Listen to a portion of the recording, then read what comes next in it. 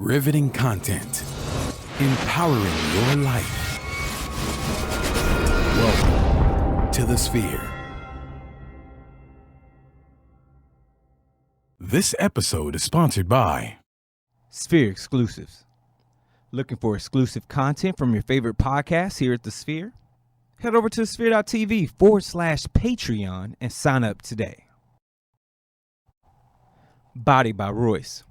Body by Royce gives precision instruction to help you reach your fitness goals. Book your consultation today at area code 832-332-2407 or send an email to thebodybyroyce@gmail.com. Houston Housewives of Finance. For more information on increasing your cash flow, becoming your own money manager, and to schedule your complimentary personal finance strategy, contact the Houston Housewives of Finance today at 1-844-700-4463.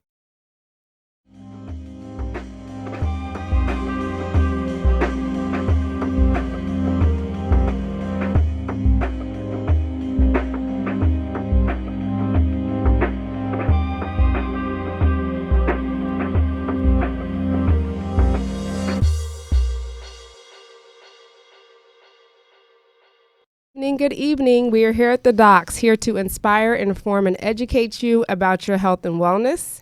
And I am here, Dr. Keisha, on a wonderful Monday evening. Please catch me on Facebook at Dance Health Fitness LLC and go to Instagram, see some cool stuff at KDMD_health.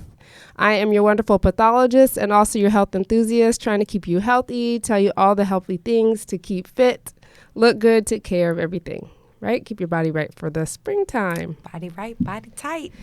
How are you, Dr. Kwanzaa? What's up? What's up? Hey, guys. I'm sorry. I was making Dr. Keisha laugh over there, so sorry about that. You know, I like to, get her off her A game because she's always on her A game. So I like to just come through, disrupt, and make folks chuckle in between their intros. But what's up, y'all? It's your girl, Dr. Kwanzaa, MD. I'm a board-certified emergency physician, DJ, known as the DJ Doctor, and I'm excited because I just came back from South by Southwest last week. That was fun. Last Monday at this time, and then into a real crazy week, but we made it through. Went to New Orleans this weekend. You went to New Orleans? Yeah, it was pretty wild for a friend's birthday. So just getting back to town. Wow. I miss New Orleans. Yeah, I'm supposed to be at work again, so my bad. I'm sorry, y'all. Honest mistake. Sorry. At Ascent, but go to Ascent Emergency Room. It's dope. Right at Holkman, Alameda. Let me give that plug and shout out since y'all are so kind enough to cover for me this evening. So love you guys. So what's going on today? Man, so we got a really cool show today. Mm-hmm. So if y'all caught the title, it's called Trauma, Drama, and Mamas, because hey, all those will cause some pain and conflict in your life. And we have a wonderful, wonderful guest host here with us today, Dr. Alauna. Hey. Big shout out to Dr. Alauna. Hello. And she, this is the first time I've ever heard of this category of psychiatry, but trauma psychiatry. So she is a trauma psychiatrist. And she's also cool. And I don't know what. We actually hung out. God, it was like, was it a couple months ago or weeks ago? It was I don't know a few which weeks one. ago. Yeah, a couple of weeks Time ago. is moving so fast. Working on some stuff. I don't want to divulge what you're working on, but yeah, we're working on a In little the lab. project in the lab. Just having a good evening, just vibing out and stuff. So she's good people. She's an expert in her field, highly sought after for her speaking, for her coaching services, and I mean, she can tell you much better than me. So without further ado, Dr. Alauna. I am happy to be here. Thank you for... actually, we're going to come back to Dr. Alauna in just a second. Let me hype her up a little bit more. And also, let me ask Dr. Keisha, where have you been? I haven't seen you in a little bit. I've tried to be in the books, but not really. I went to Austin. So I was in Austin before a beautiful, beautiful wedding out in the Springs. Dripping Springs. So that was nice. Took the kids, left them at the hotel. My husband and I had a little. So you had like a little date night at somebody's wedding? I know. That's really good out there. Nice. Dr. Keisha. That's pretty ratchet for you. You have to have a plan when you have kids. Like you have to have strategies and like, look, it's our time. Get out. Yeah, no. That's it. Wow. Yeah. I'm not married there, but I can imagine. It's the same principle in a serious Yeah, relationship. Anyway, so That was the date night. yeah. So you Love it. crashed That was somebody's it. wedding for well, you attended No. someone's wedding. Yeah, it was a friend's wedding. And it was yeah, awesome. And then It you was wonderful. made it into a date night. That's really awesome. and that was The the last date night in a long time. It was your That was the first date night in a long time, would I say. Okay. Yeah. Yeah. All right. So what y'all made it so special? Y'all was out there slow dancing and whatnot? Fast dancing, slow dancing. My husband, trying to keep up with me. Sounds like a beautiful You don't have any dance environment. events coming along? No, but I have a lot of teaching events. Been teaching at a lot of schools. I do dance, health, fitness, and ITI. We've been doing a lot of teaching. Okay. And doing still trying to keep my 30-day challenge. Please check it out. Trying to tell keep that me about alive. it. The We got time. 30-day challenge is basically 30 days a month, and you're virtual because a lot of us are busy, right? For me, I do go to the gym, but a lot of my workouts are at home. Okay. Whether they be at my garage gym or they're just at the house in the room. Okay. So this is like, okay, you have no excuse. All you do is you get on your laptop, you chime in, you got to see me, you go on Zoom, and I see you, you see me, you see the other participants, and you do a full workout. Full body, sometimes with weight, sometimes without. Cool. And it's cool. How I do you also have a how lot do you of, get connected to that. so Dance Health Fitness, LLC on Facebook. Look how I have excited all the she just information. got. Thank you. I love when that happens. Yes, but yes, first month, the next couple people that try out, it's been free. I've been doing a lot of free promotions, but I just want people that are committed because the hardest thing, right, is committed. You can say, yeah, I'll try it out, but then something happens. Oh, I'm tired. Oh, I'm about to watch, this reality show. No, please check it out. Please come and take care of yourself and take care of your mind. You'll love it. Mm-hmm. Yes. Definitely. She's trying to I'm get still me waiting for in the Dr. mix. Kwanzaa. I mean, she's taken one of my Dr. classes before. Kwanzaa. She's calling you I'm out. just messing with I Dr. heard she Keisha called right you- now. She called you Still out. waiting I'm for really her messing to with her. try my workout. No, but- I am. And actually went to one of her classes and it was traumatizingly awesome. Trauma is when it's burned in the back of your head forever and never makes a memory. it made you do some work. Yeah. Okay. Yeah. I mean, It I was haven't super seen her cool, though. since then. Well, That's not. Well, yeah, that's true. That is true. so she cried about this on the couch the other day. No, this, Right, exactly. See, I told you it was traumatic. I'm No. gonna check It was it out, though. awesome. It was super awesome. And Dr. Keisha knows exactly what she's doing. She will definitely have you sweating. And my goal is to 100% make it through a challenge. Good. Wait, so it's online or you do it live? Online live.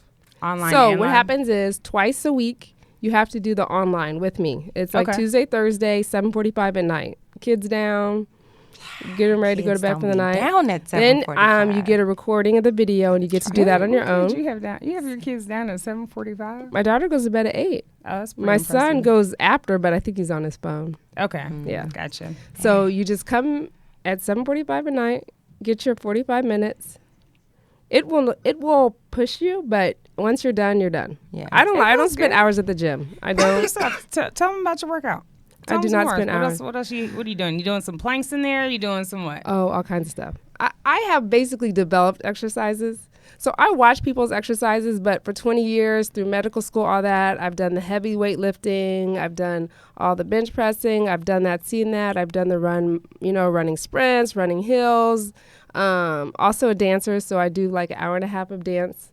So I basically incorporated all that into what can you get done and what can you do in 45 minutes and still get a good workout. And if you want muscle development, you can still get that done. So a lot of the exercises are like maybe doing a squat while doing an overhead lift. If Okay. you're adding weights. Okay. Or rolling back. And if you're not quite ready, there's Do a levels. demonstration. First There's nothing level, better than a no, I'm demonstration. not. Oh, that's The first cool. level would be like spinal rock, and then there's a level. Then you add on to it depending on your Okay. fitness. So level 1, 2, and 3, depending on where you're at. And do you do any like mindset work with it so you can get people Yeah. So the there? beginning, that would be cool to add, but at the beginning of mine workout, I like to have a moment of peace, right? So you have to get your mind ready to work out, just like you get ready for the day. You get ready in the morning. You have to get ready for the workout. A lot of people, the mistake is they don't feel good or they just start their workout without getting ready. If you're not mentally ready for it, then you probably won't go to the capacity that you can work out. Okay. I've noticed that, right? So if you're not like, okay, I'm getting rid of all the stress today. Today was a bad day. I really don't feel like working out. Or I see her, she looks in great shape. I can't do it. You focus. you get out the laughing, you get out the negativity, then you're able to really push yourself to like a higher level. Such a great parallel to trauma. It is to trauma work. Yeah, it is a great parallel to trauma. And we're gonna be right over here back with Dr. Alana very shortly. They don't have to see me. We have to can drag it talk. out. You know, she wanted this anyway. We can talk about other things. They don't have to see me. No, you're good. You're good. Well, anyway, but thank you for sharing that, because I actually have been looking for something like that. So that's pretty neat. Well, since Dr. Alana said we can still roll, we're going to roll. Okay. So I roll with technical without further difficulties. ado, we have Dr. Alana joining us today, and she is a trauma psychiatrist, which is really, really cool. We had the pleasure of having a really cool, deep, long conversation on a Friday evening, talking about all kinds of stuff and all kinds of projects and all the stuff we're interested in, and mindset work and trauma and music and how all of that sort of ties in together. And it's pretty dope. We'll have to bless y'all soon with something, but We should have recorded that. we really should have. Conversation. It was pretty cool. It was deep. actually pretty dope. So, without further ado, Dr.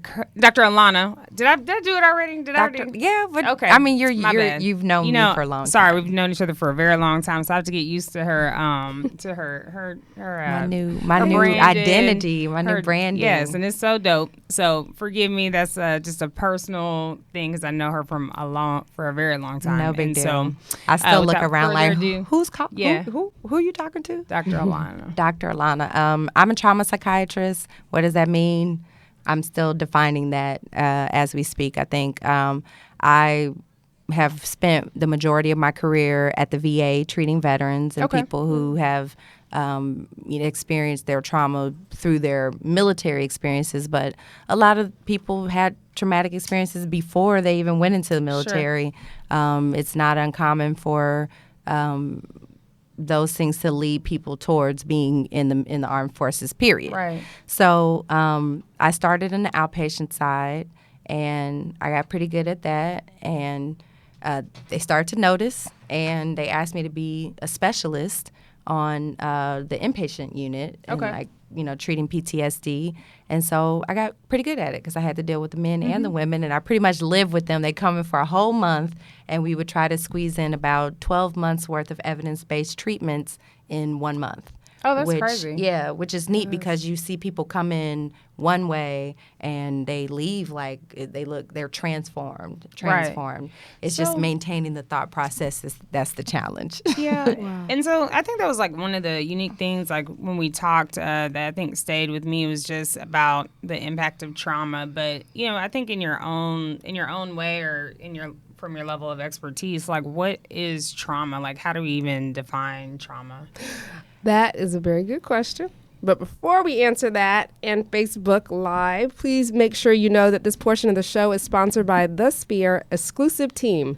So are you looking for exclusive content that you can't find anywhere else? Are you looking no further than the exclusive found only at Patreon? So we've got behind-the-scenes shots happening daily at the Sphere podcast, and each show on this podcast curates episodes that are only delivered in Patreon subscribers. Got to check that out. Plus, we deliver this show live from start to finish in Discord server, and that's exclusive to Patreon family. Sign up today at thesphere.tv/Patreon. You can join at a $2, $5, or $8 Patreon tier and get access to all the exclusive content we offer at the Sphere. Please enjoy. Nice segue. Okay, so we're on trauma. So what is trauma by your definition, or from a clinical perspective? Then you can tell me your real definition. So first of all, Dr. Alana holds no punches. So we're all being really polite right now, but I hope she's just gonna let it flow. Just let it flow. Yeah, let it go. I mean, if you ask people, they probably will have a bunch of different answers for that. I think we've defined trauma a lot of different ways over time. I even used to define it high enough where it's like you have to have a qualifying trauma. We're taught in the DSM-5 there has to be a qualifying trauma. Okay. Well, who decides what that is? Right. Who decides what qualifies as a trauma? If I hit you and you're like, ouch, that hurt, And you're like, nah, that didn't qualify. Your pain, that wasn't enough. That's got to hurt more. You're supposed to react this way.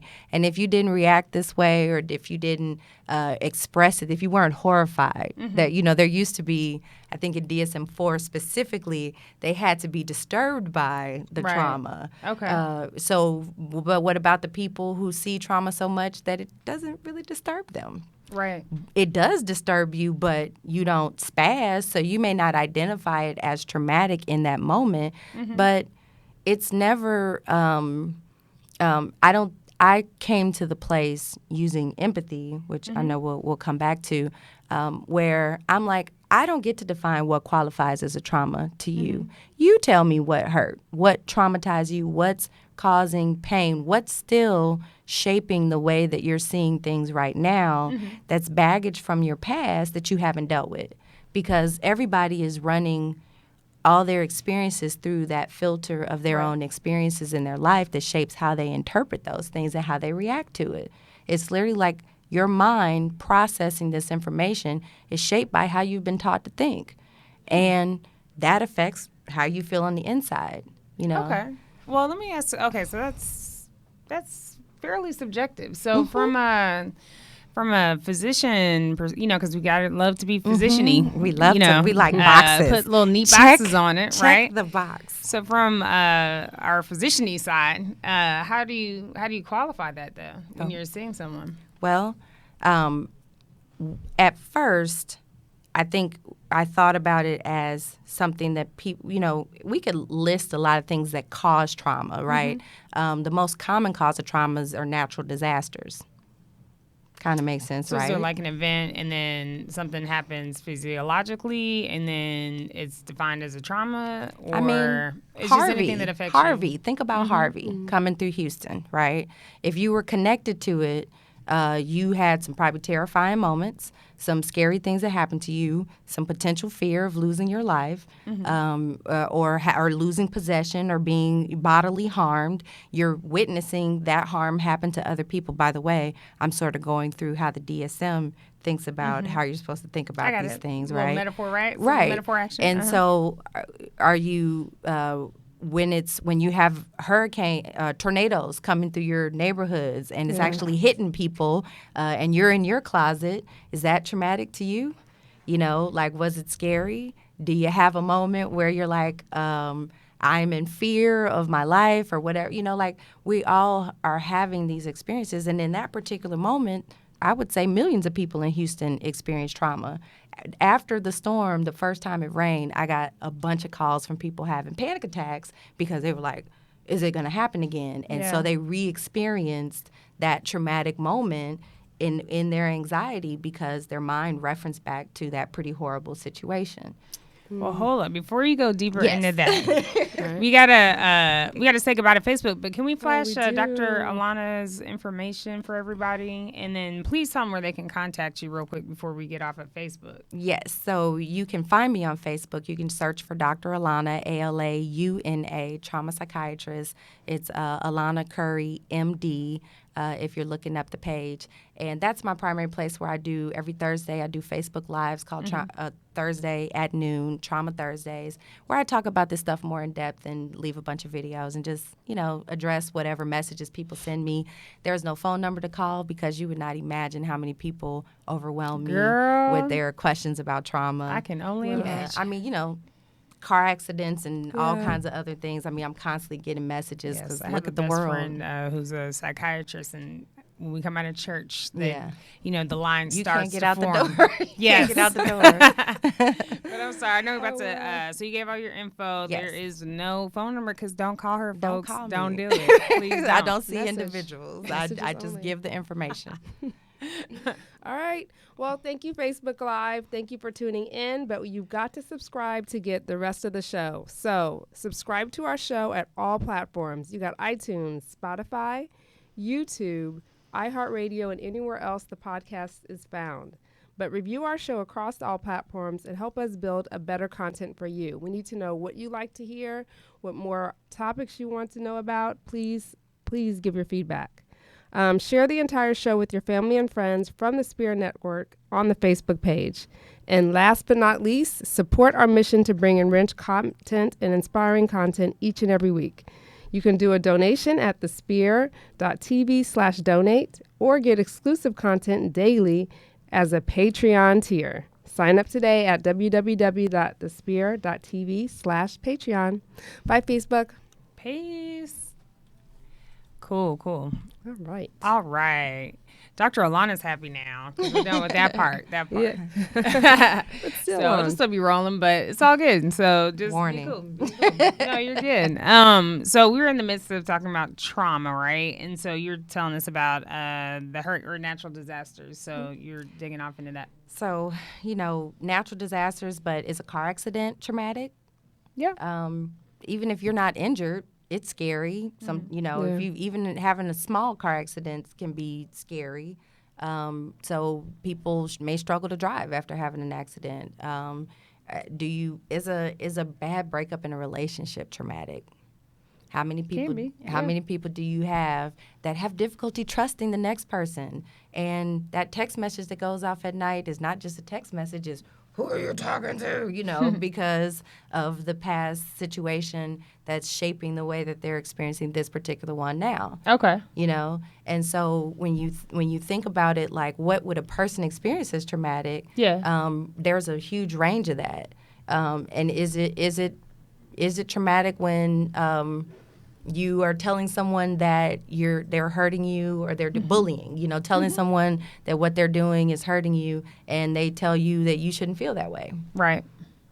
Yeah. Yeah. No, it can be. That's called invalidation. That people experience that emotionally and they experience that in their psyche, which is your mind. I tell people that's your unseen part. Right. The seat of your processing, seat of your soul is how you think and your thoughts and how they shape the way that your body creates your experience.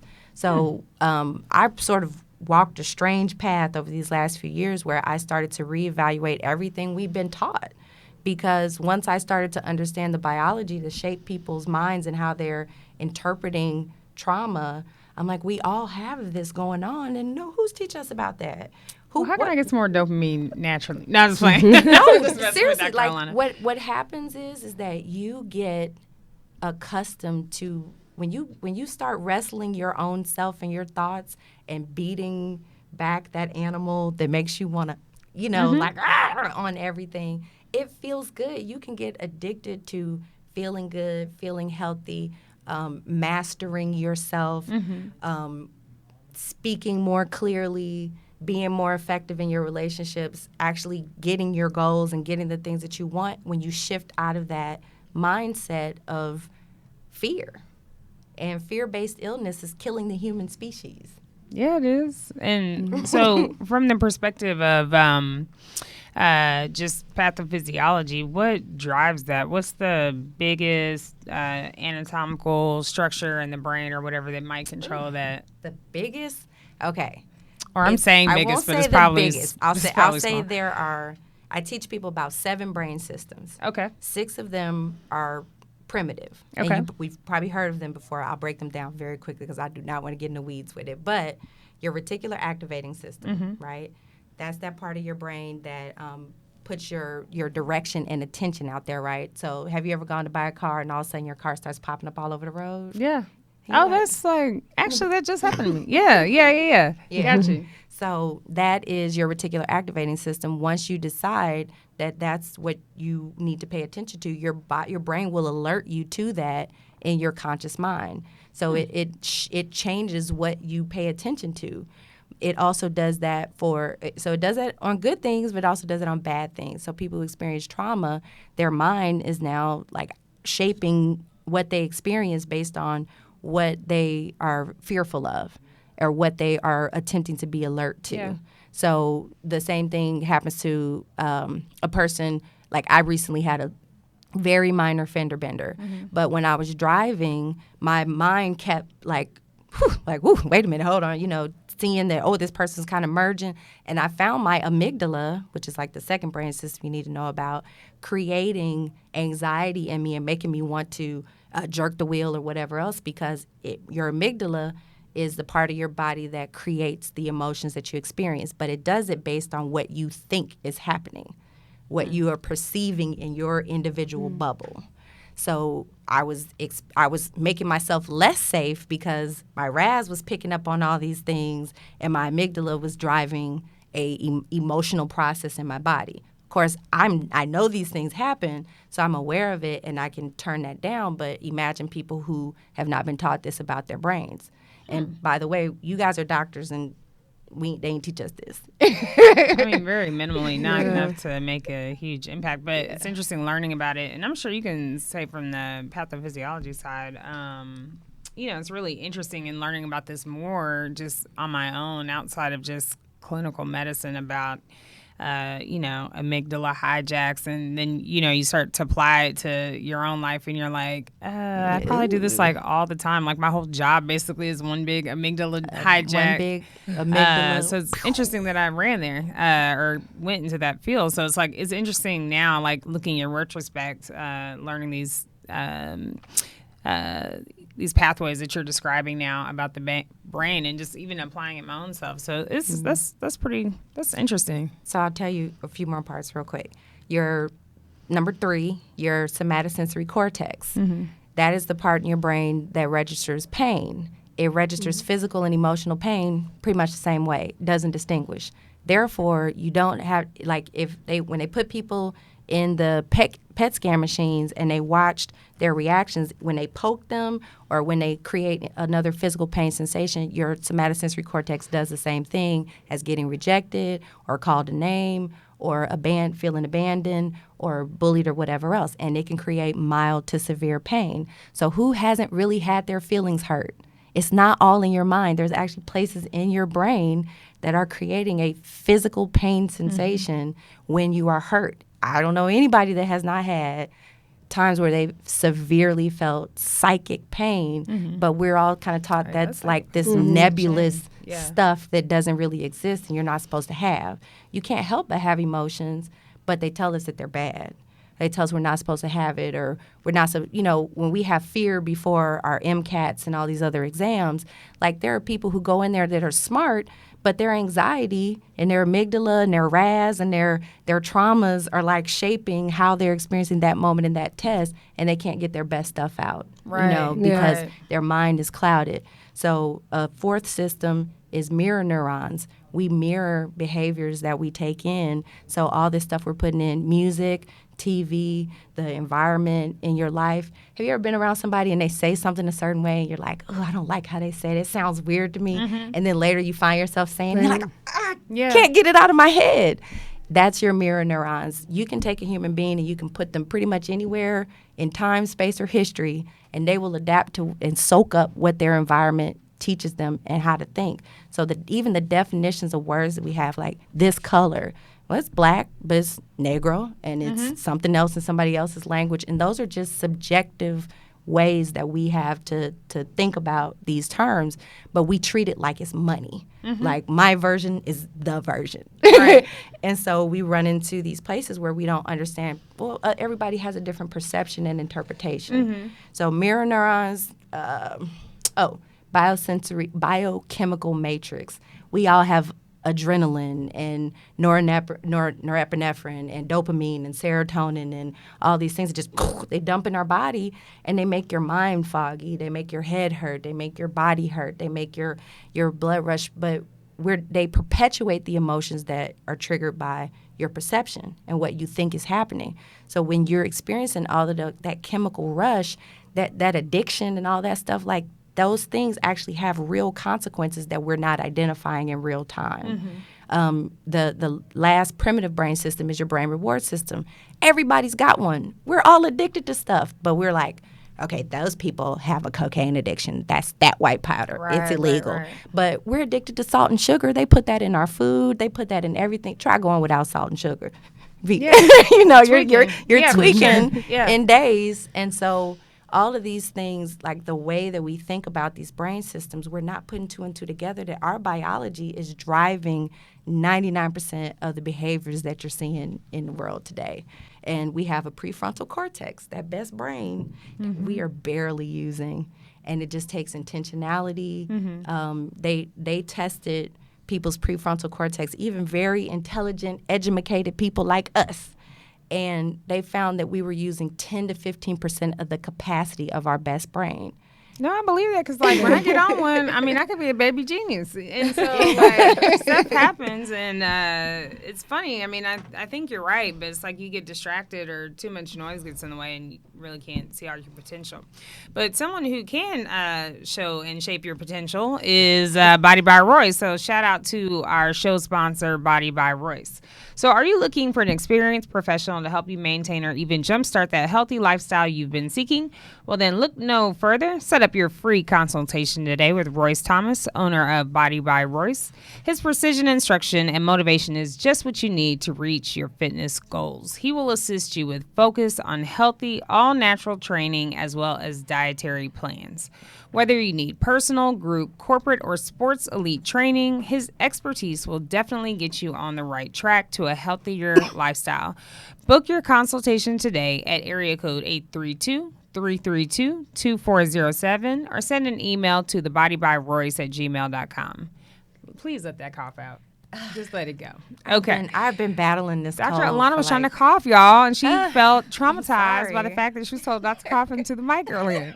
it's appropriate. I'm sorry, I'm teasing production okay. over there. But again, shout out to Body by Royce. Give them a shout at 832-332-2407 or send an email to thebodybyroyce@gmail.com. YOLO.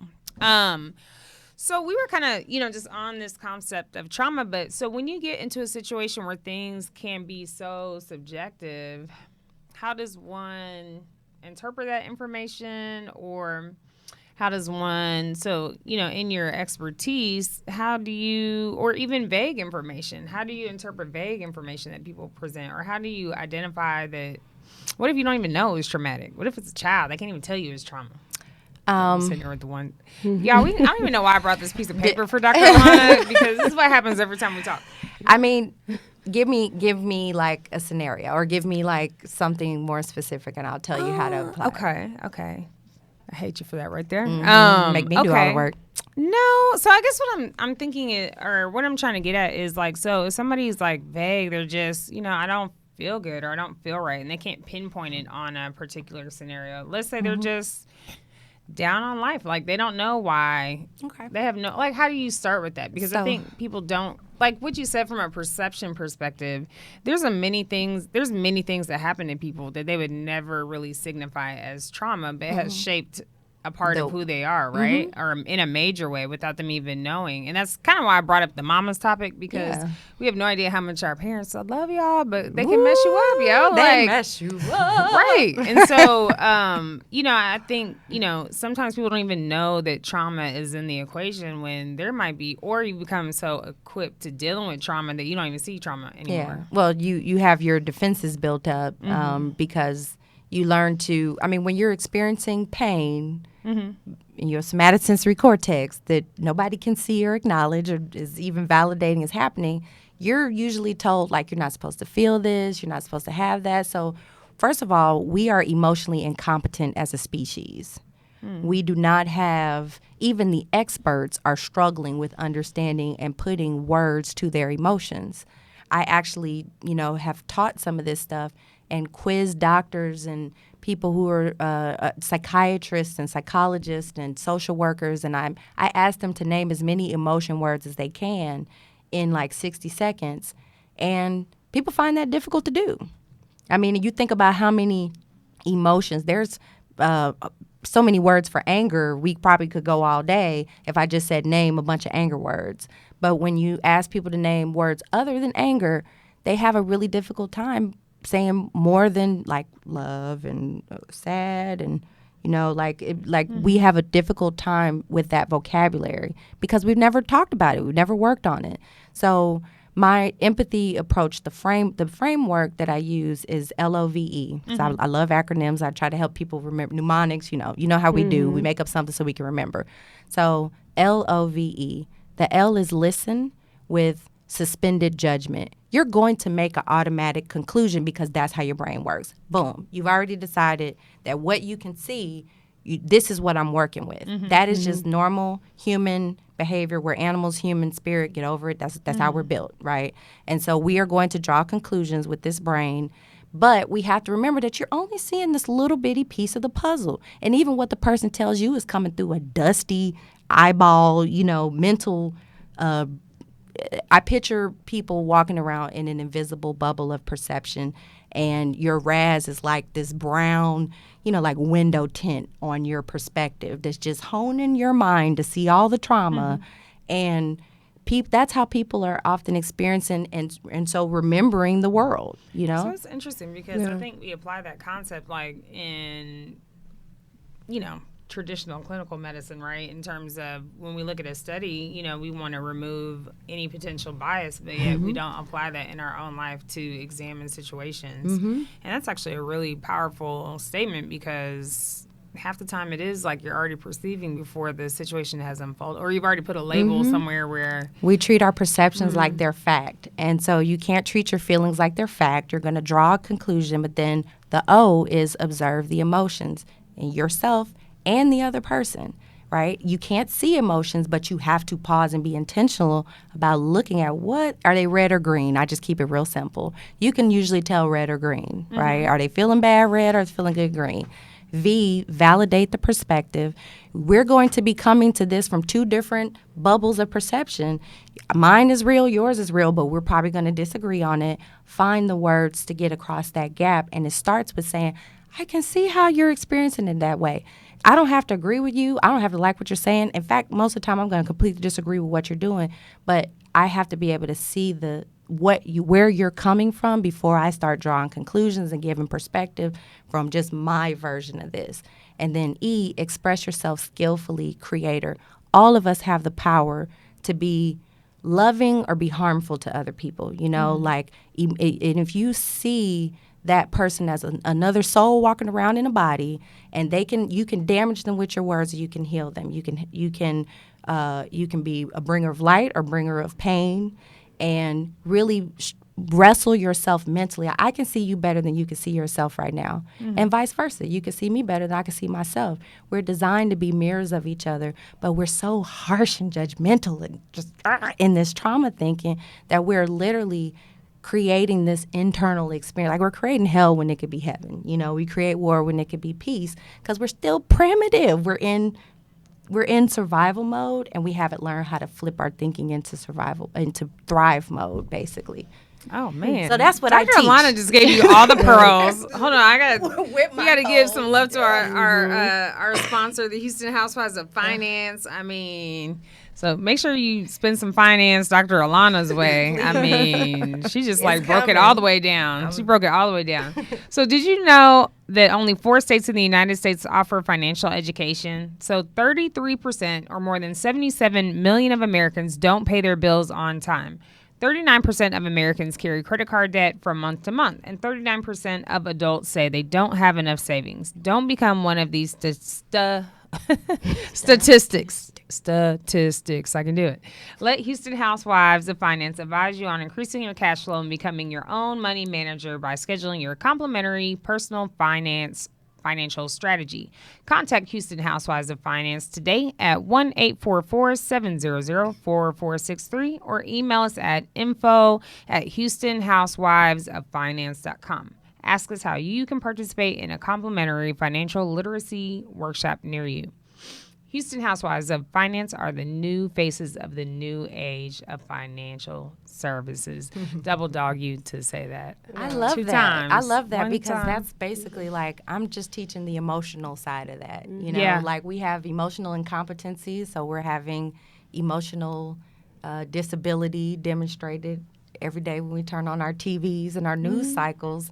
People are being real primitive and they beasting out here. Well, but if we think about it at work, it's we have to turn off emotional control. We have to exhibit emotional control all the time, and then it's like, what if you start doing that all the time? Then then you have, what do you have? That's Nothing, another right? conversation, girl. We'll be all night. I know. I Do we feel have like time? you have to come back. I You will have to come come back. back. I think Definitely. that we have a little more time. So let's hear a little bit more. So in terms of your strategy, so if someone were to come in and they had a severe trauma, like let's say like your veterans that you work with, how's your approach sort of, how does it guide them along the process? Like what is, it's interesting because I was listening to what you were saying, and I've heard the concepts before, but maybe just because we're in this space, I'm in tune to what you're really in tune to what you're saying. But like just the concept of suspended disbelief. How long does it take for people to vibe with that concept and really get that down and sort of understand, and apply that? It depends on the person. I think I've gotten better and better at explaining it to people over the years as I got better and better at understanding it, you know? So most of the time, really, honestly, belief is the only thing that's necessary for a person to actually achieve the change. Because that's what blocks, that's what anybody that didn't get better is because they didn't buy in. I can't change. Something's wrong with me. I'm being punished, whatever else. Like, I used to tell people, I still say this, but I say it a little differently now. But your traumas do not change your identity. It doesn't change who you are. It doesn't change how we're designed. It doesn't change our biology. Right. It doesn't change the fact that you have an amygdala.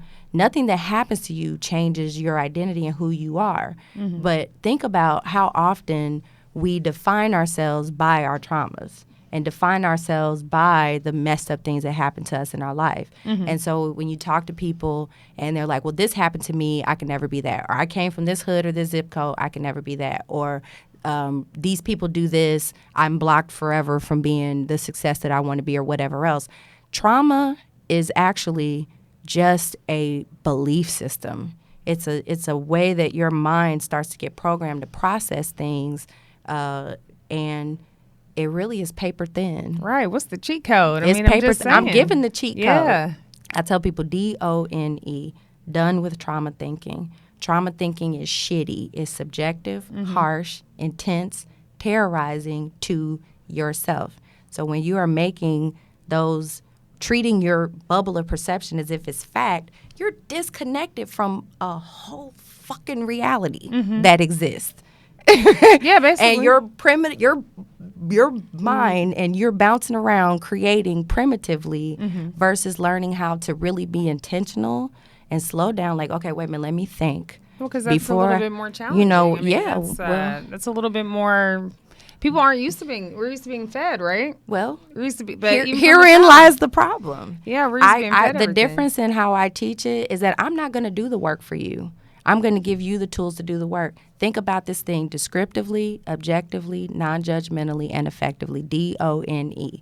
So, like, I'll give example. I have guys all the time, ladies too. They come in and they're road raging. They're like, this bitch, cut me off in traffic and blah, blah, blah, blah. And, women can't drive. Brown people can't drive. They got all kinds. This asshole got up today trying to kill me. I'm like, you think they got out of their bed this morning? Like, today is the day. Yeah. I'm going out here to run into Johnny, So when they describe like, oh, well, I say, hold on. Tell me what actually happened and describe it for me. Well, I was coming down this road.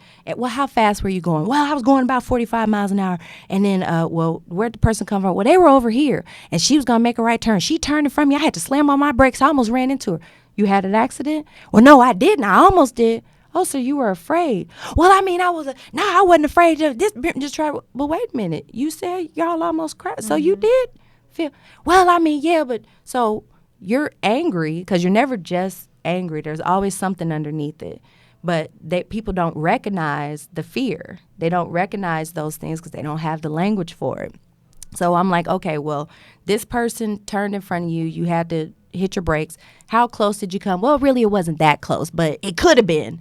Okay, but it wasn't, though. So I understand that you're angry, but you zoomed around and almost ran somebody off the road and almost killed yourself and somebody else because your anger went through the meter, 10 out of 10, 15 out of 10, whatever.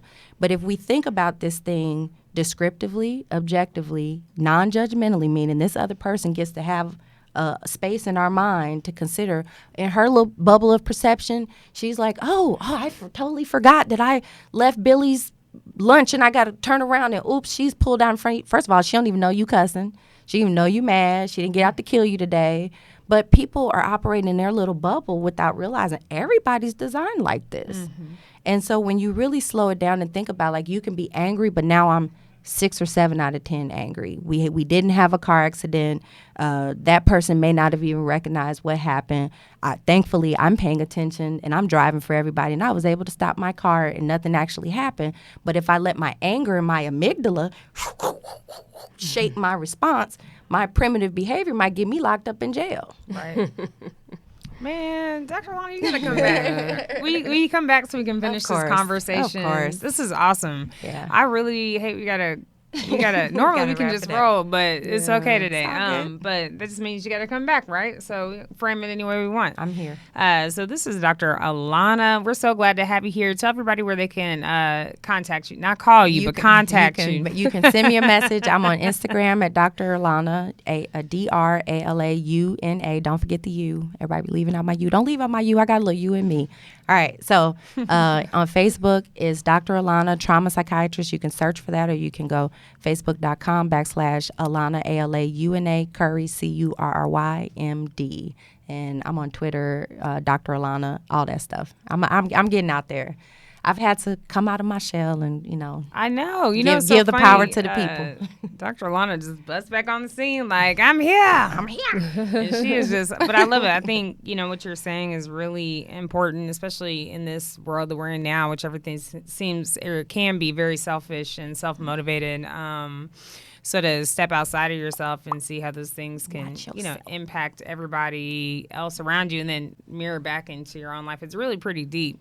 I mean, we could go on forever. Yeah, so, truly.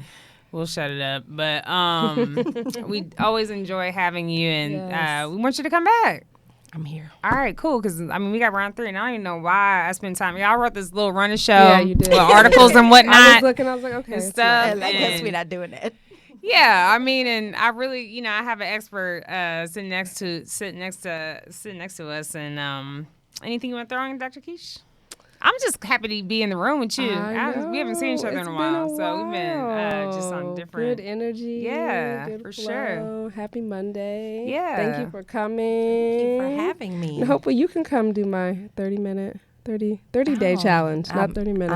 I'm a better friend. Aggressive. It's so aggressive. No, it's fine. I'm just messing with Dr. The reason why I do push that is I really, truly do believe in it. I truly do believe in it. It gets you in a format. And you have to also set an example for your kids. That's why I do it. Set an example for your kids and a little bit of movement.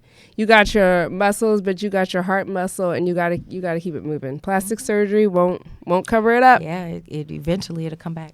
Yes. So check me out, please. Dance Health Fitness LLC on Facebook and Instagram as always, KDMD_health. That's changed. Oh, you gotta see her post, man. Your posts are really good. Thank you. I noticed. I was like, okay. You like my new one? Yeah, I did. I saw it today. You. And you can find me guys on Facebook at Dr. Kwanzaa MD. I almost converted all the way to Instagram, and then I realized I like a lot of stuff on Facebook too. So, so you can also see me on Instagram at Dr_KwanzaaMD. And you can go to my website at www.drkwanzaamd.com. Holla at your girl. I would also say send me a message. Don't call me. No, but you can call me if it's somebody call. Love y'all. Peace. Bye. I don't put my number out.